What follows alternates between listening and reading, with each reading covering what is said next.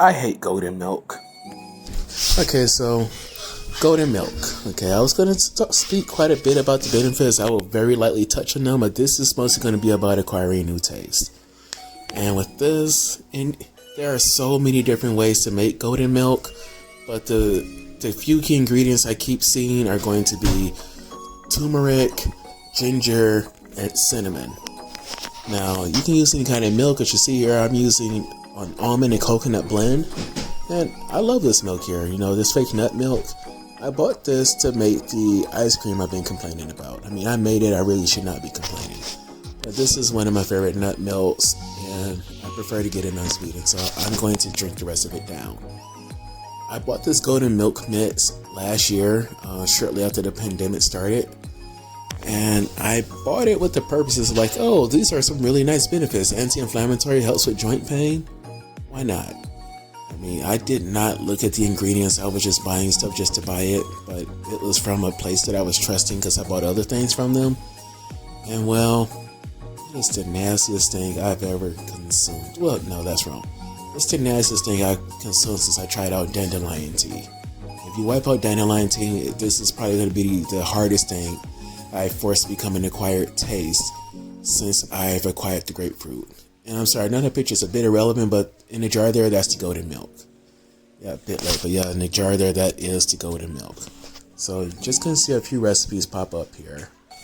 And as you can see from the recipes, they're pretty easy. Some of them use mostly fresh ingredients, some of them can use the powder. I am just going to drink this down until I am out of milk. I pretty much just put in the powder that you saw previously. I add erythritol to it. Or, yes, last night I added erythritol to it. Today I only added allulose. And it's not so bad. It wasn't so hard to take down. I would prefer to acquire this without, needing sweetener. Like, I can drink tea without it needing to be sweetened now. That's a longer goal. Like, it's tough to not only give up sugar, but to get used to consuming foods without using sweetener all the time. Well, I have a good set of resources here, like, multiple different sweeteners to use. I am not using them so often in such high quantities to where I'm going to need to buy a new 4-pound bag of allulose every month, every day, every few weeks. I mean, the monk fruit I've had has lasted me a few months. I pretty much use these things sparingly, so it's easy because I fell in love with seltzer, so that's helped out quite a bit. But aside of the seltzer, it is nice to have sweet things to drink sometimes and sweet things to eat. So I am going to use my sweeteners to make this golden milk easier to take down.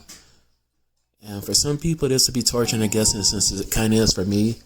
But I believe it's worth it to force yourself to acquire a new meal or dish if it's actually beneficial for you or beneficial for your health. And turmeric combined with a bit of black pepper already by piperine, it has great anti-inflammatory effects, and I am dealing with quite a bit of inflammation. Now, I know I look a little bit blown up. I look at myself as now compared to where I was before. I see myself in the past and like, oh, I was blown up. I'm like, how blown up do I look now?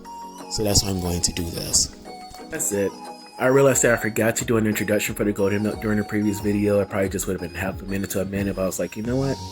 Let me talk about it just here separately and talk about, how I'm going to acquire it. And I am going to acquire this taste, or if I don't acquire this taste, then so be it.